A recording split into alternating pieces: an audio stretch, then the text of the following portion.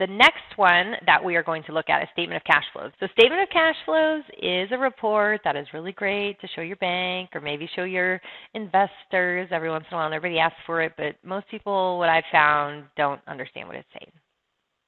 Most people don't really understand what's going on here. If you do not have a 13-week cash flow forecast, you should.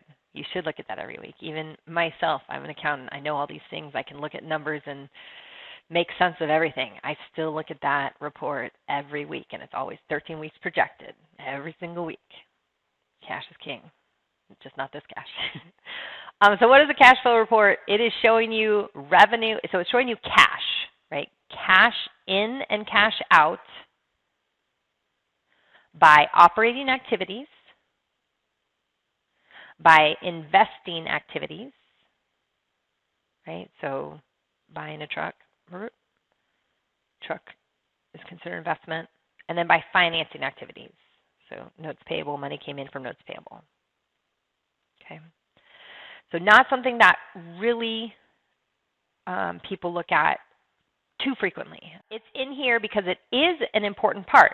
Profit and loss, balance sheet, statement of cash flows. Those are what financial institutions will look at a lot of times. Those are what investors will look at a lot of times. Okay, so customization over here, we have the same report period. We can do columns by total only, as we said before. We do have some filters: customer, vendor, product, service, and then our header footer.